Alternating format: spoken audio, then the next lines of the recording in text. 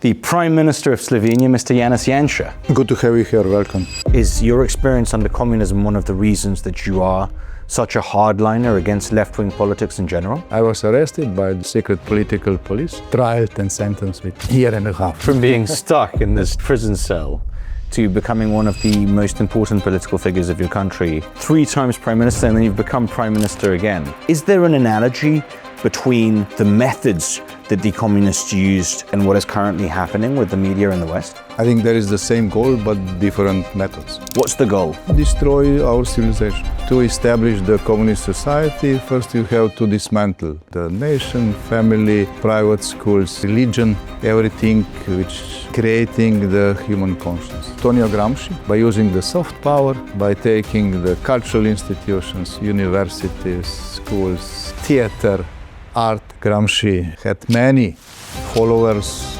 Frankfurt School, which then penetrated American universities. There is one good book written by Gad Saad, Parasitic Mind, describing very accurately.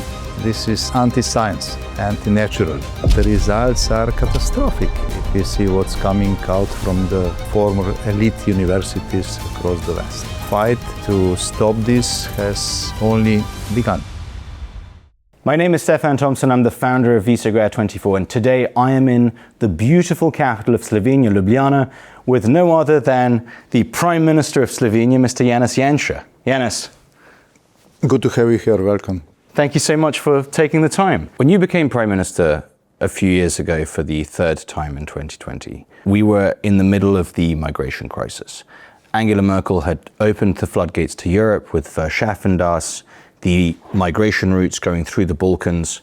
There were millions of people coming in from Syria, Afghanistan, Northern Africa, Sub-Saharan Africa, all headed towards Germany. At the time, there were a number of conservative governments, including in Poland, in Hungary, in Czechia, in Slovakia, and you in Slovenia. And one of the things that you did at the time was you ordered a fence to be built. Could you tell me about the decision that you made to secure the border? Actually, when this tremendous migration wave started, 2015, it was not our government, it was left government here. They ignored the issue for 2 weeks and the country almost collapsed. Tens of thousands from Syria, also from other countries, just crossed the country. You know, there were worse pictures than during the war. Then the left government, which accused Hungary, before that, of violating human rights because they built fences there, sent Deputy Prime Minister to Budapest to ask kindly for a fence, for a staff to put on the border, to somehow stop this wave. But this was in 2015? Yeah, this was. Oh, so in 2015, the previous government did ask Mr. Orban to help them with a fence? Yeah. So they changed within 1 month. They changed totally their attitude. Of course, it was too late because you are not able to build a fence over the night. During last mandate, when the number, after the COVID period, the number of illegal crossings of our border, especially from Croatia, increased, the left government then introduced control on the border crossings. And they started to control people with the passports. We said this is stupid because, illegals are not going through the border crossings. No, the illegal migrants have a tendency of not showing their passport and crossing illegally, of course. So they choose some, other paths, sure. A few hundred meters from the border crossings, cross the borders at asylum, and then, they were treated according to the very generous. They were seeking asylum, Janez, they were seeking asylum here in Slovenia? Yeah, this is always the first move. The rest, then they call their connections in Germany, Austria, other Western European countries, and 90% of them went further to Western Europe. This was also the time when my predecessor, Prime Minister Golob, the Prime Minister of left government, said publicly that there is only one solution to solve the problem of illegal immigration, and this is to make it legal. Edina pot, kako urejati, kako učinkovito upravljati z migracijami, legalizacija. And this message, went around.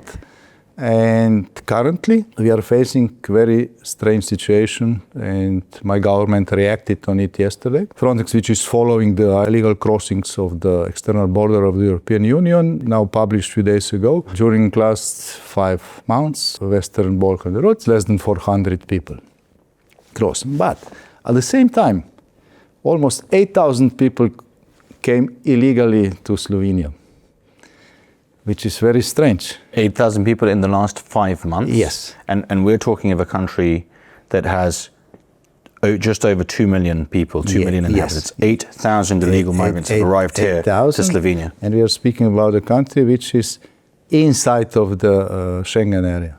So we don't have external border, we don't have Schengen border. What are you going to do about it? So yesterday we dismantled these ridiculous controls on the border crossings, and we will control the whole border because this is criminal activity. Mostly those people are not coming by themselves. These are not refugees, these are not families with children, these are young people coming from Morocco, Afghanistan, Pakistan. Pakistanis are now in large number, mostly countries where there is no war.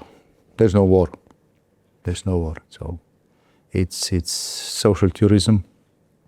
And Slovenia has been considered as a soft spot to cross, further to the west, and also for staying here, because also the number of those who are staying here has been increased. One of the great feelings of this time, I think especially for young conservative men who feel disenfranchised by the system, is a sense of disconnect between the European people and their elites.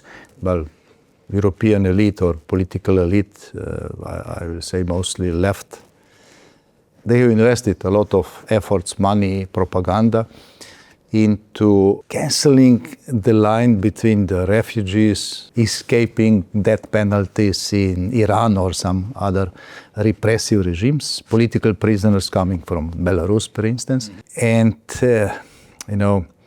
the people who are trying to come to Europe just to enjoy our social network benefits, or to escape because they committed crimes in their own countries. I can mention you one discussion I had years ago with one minister from Moroccan government. We were there for a conference, and then during the dinner, I asked him, why is there 20-25% of all illegal crossings to Slovenia, according to last figures, made by people coming from Morocco. You're a nice country, we were in Marrakesh, so why they're coming? Yeah, minister said, well, why do you are accepting them? It's the right question. Yeah. He asks the right question. I said, yes, but still, why this number is significant? These are not individuals. He said, many of those people are trying to escape justice in Morocco. They are thieves, they are criminals, and our legal system is that when we catch somebody doing those criminal activities, not the most severe, but those, well, it's not quite our interest to put him on trial, on jail, and so on. And then he is coming back, repeating this crime. Well, we wait a little. And they're fleeing the country, going to you, you're accepting them, and this is your problem. Huh? So this Moroccan minister openly admitted... Openly said that, this is... it's not official policy, but it is... But it's unofficial policy. It's, yeah. How many other... I was totally shocked. I said, look,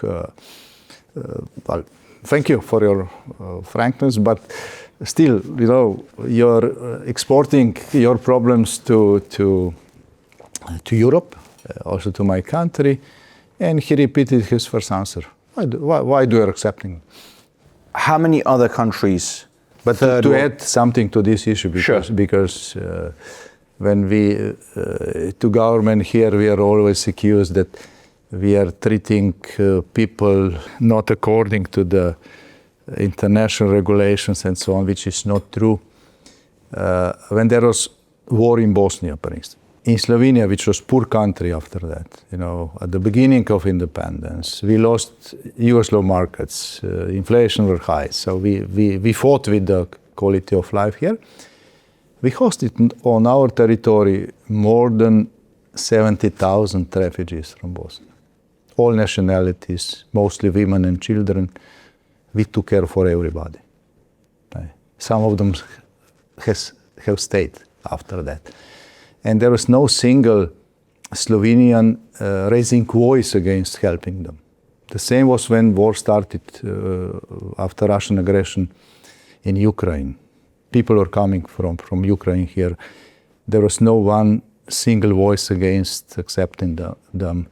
And there was also no one single known case of any trouble caused by those people. There is a clear understanding among the Slovenian population what is real, solidarity, sure, and what is just abusing of, taxpayer money. You brought up Russia. You have a very interesting past in history. Perhaps you're one of the prime ministers in Europe currently with the most interesting CV of all, including being a political prisoner in '88, and then of being And again then. And again. And then being the defense minister and trafficking arms, bypassing the arms embargo on your country, and then 3 times prime minister, and then you've become prime minister again. One of the things that characterizes you is a deep, I want to call it hatred, correct me if I'm wrong, but a deep hatred of communism and a deep understanding of the evils that come from Russia. In 2022, when the war started, you were on a train, the first train with European leaders heading to Kyiv to meet with Zelensky. It was you, it was Jarosław Kaczyński, the leader of the Law and Justice Party in Poland, it was Prime Minister Mateusz Morawiecki, and it was the Czech Prime Minister Fiala. You were on that train. Tell me about, your struggle against communism and post-communism, and how that ties in with how you view Russia today. How many time do you have? As much time as you have, Mr. Prime Minister. This could be a very long story. But first, I see you Googled my name. I did, because of course. You mentioned trafficking arms. We didn't. You didn't traffic arms? No, because when we started to create Slovenian army, because our territorial defense units were disarmed by the Yugoslav army and also Slovenian communists at the beginning of changes, we were not recognized. Slovenia was not recognized at that time. You were the minister in an unrecognized country? Yeah, of course. I was minister of defense. Slovenia, which was at that time formally part of former Yugoslavia, a republic in former Yugoslavia, and this is it. Of course, we brought some arms to defend ourselves, but as I said, we are not the country at that time, so we didn't violate any laws. Take me back to communism. Speaking about to communism and to Russia. Well, Slovenia was part of former Yugoslavia, and former Yugoslavia was not officially a member of the Warsaw Pact. And the relations with Russia were sometimes very friendly, sometimes not very friendly. We still don't know what was the game, and what was the real situation. Many books have been written about this issue. Some of them not published yet. So this is still some kind of mystery for the researchers and for the historians.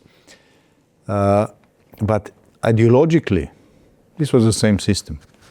So the same system, Soviet Union was big socialist empire and former Yugoslavia was small socialist empire with all consequences on the costs of quality of the life of people. We paid the same price. So they destroyed the economy. Any kind of resistance was considered counter-revolution. And the first time I was sent to prison and sentenced to a 1.5 years because I was accused that I intended to write something.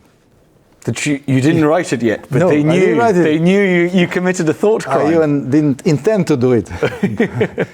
But they found some paper in my desk there, which they said I underlined, some sentences, and this was the proof that I intended to write some. That is insane. Yeah, I was arrested by the secret political police.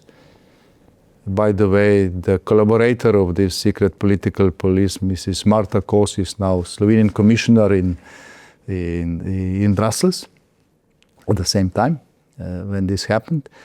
And then, after a few days of harassment in civil under the Slovenian secret police, I was delivered to Yugoslav People's Army and sentenced, and trialed and sentenced with some other journalist, real journalist, at that time to year and a half in prison. What was your defense? When you were accused of intending to write something, what did you say? What could you say?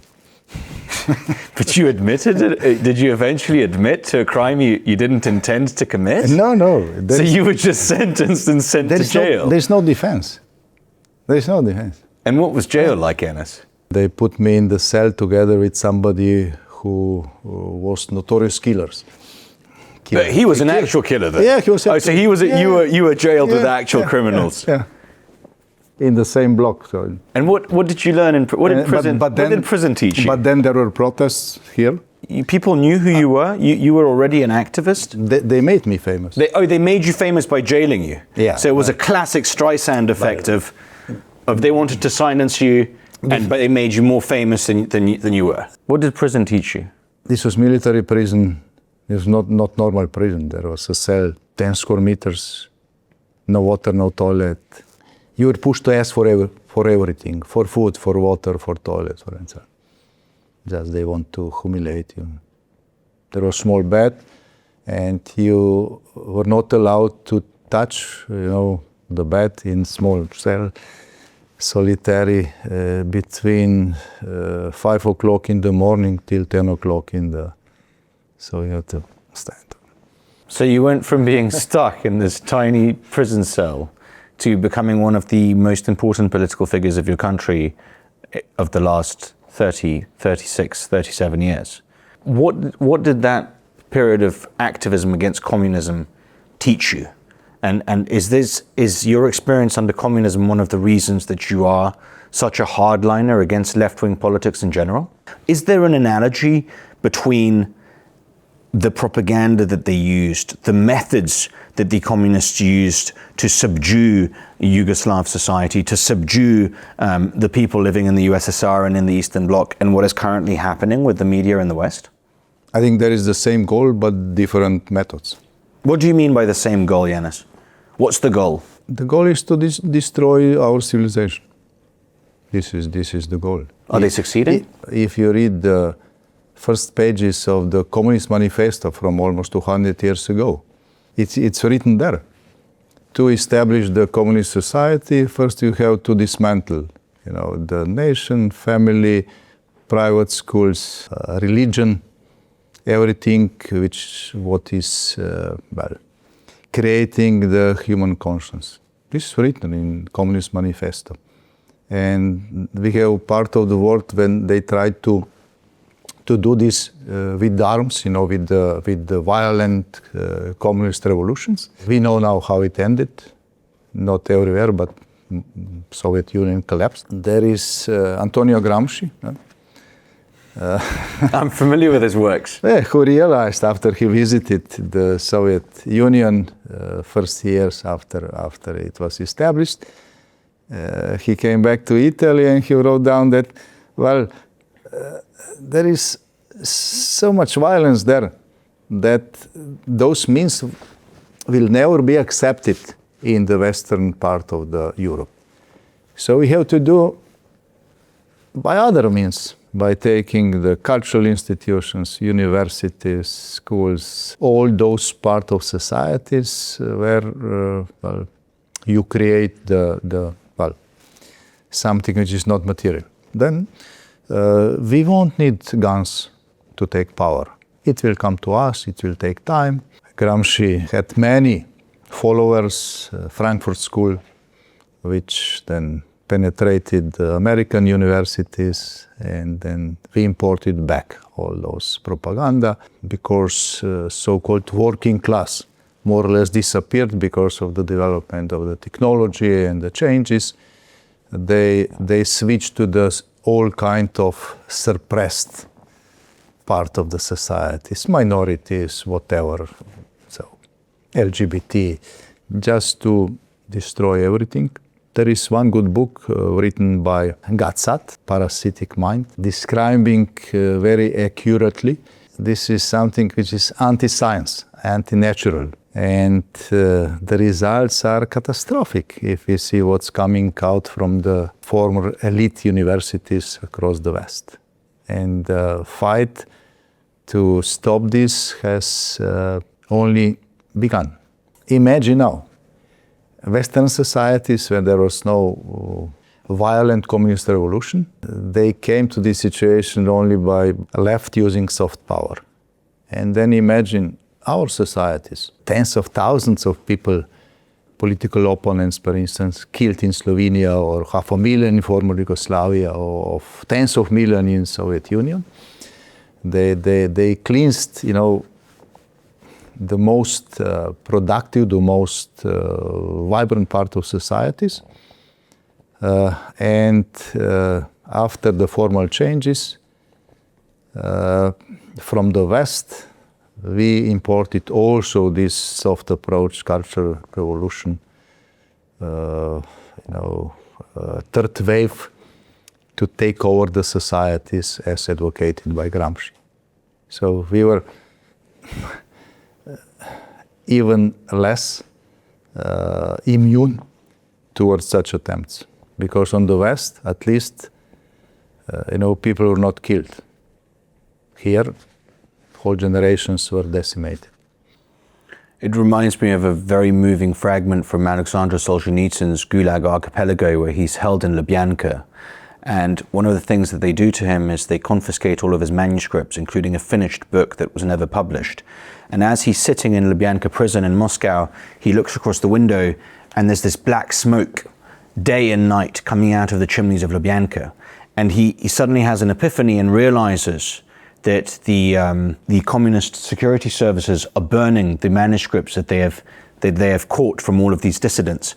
And he writes, it's very moving, he writes that he no longer has the book in him, that it was a great book.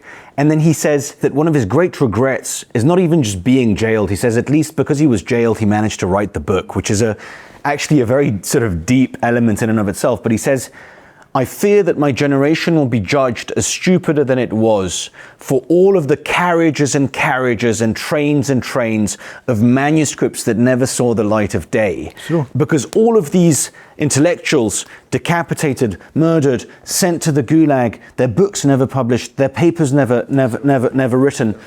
And now we see the consequences of this, because Putin's Russia is a consequence of what you have described. One of the things in the West that we have seen is the mass protest for Gaza.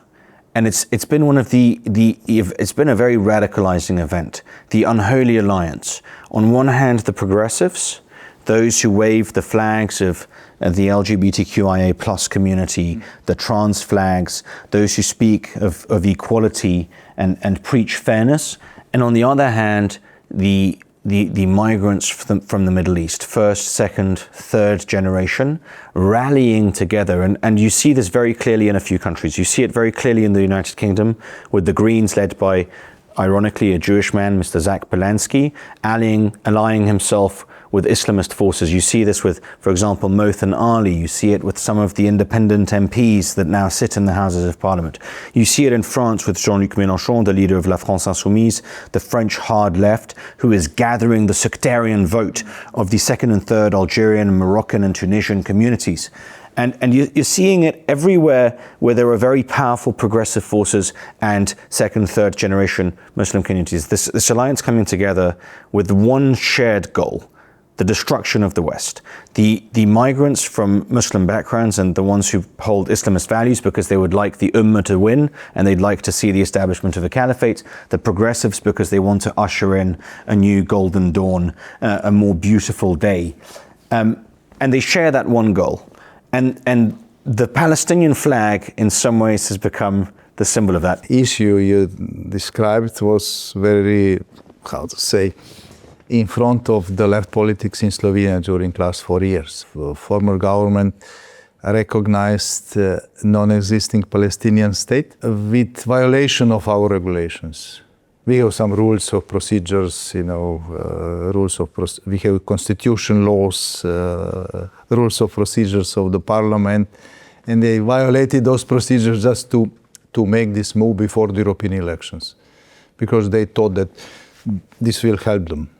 It didn't, because we won the European elections. If we want to understand the mess the left is creating, LGBT flags and Palestinian flags waved together on those protests.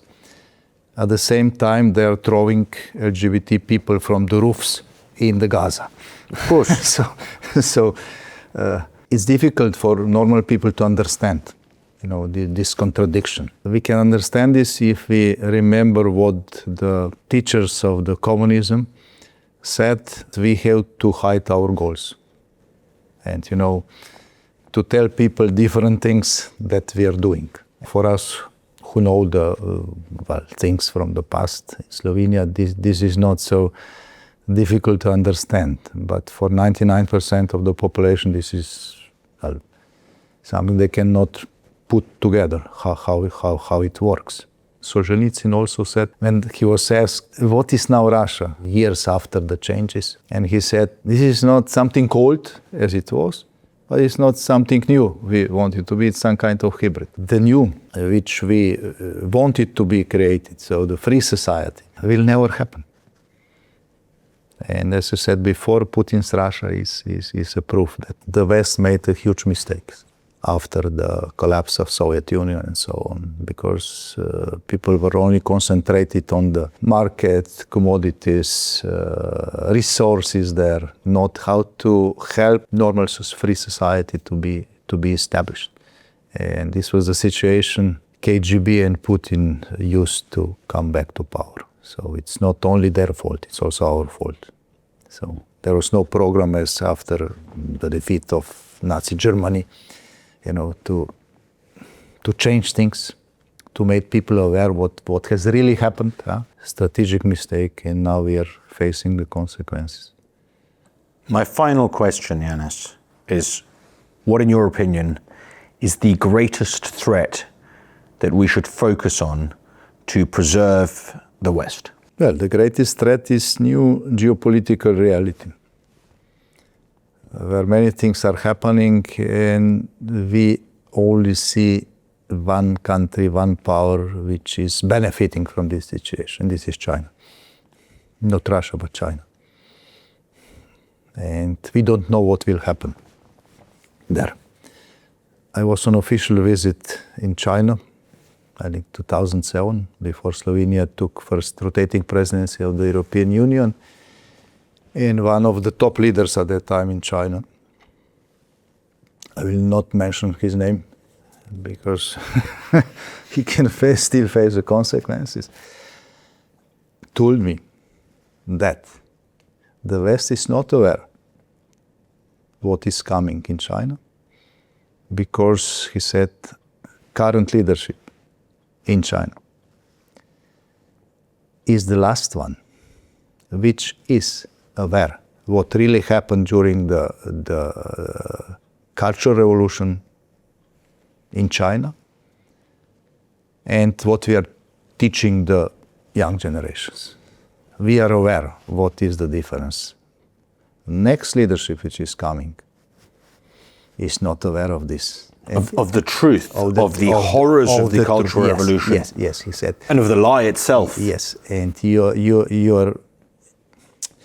you're very ignorant because you're not aware what is coming. Almost every week I remember those sentences.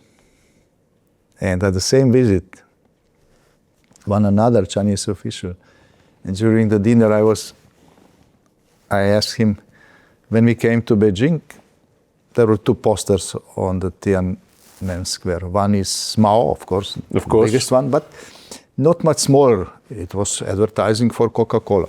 No. Yeah. Really? On Tiananmen Square, there was Mao. There was one building when there was big advertising for Coca-Cola. I asked him how this is possible. I'm really surprised. What did he say? He said, well, most of the Chinese people thought that Mao invented Coca-Cola. That's incredible. Huh? Mr. Janez Janša, the Prime Minister of Slovenia, thank you so much for your time. I really appreciate it. It's my pleasure. Thank you.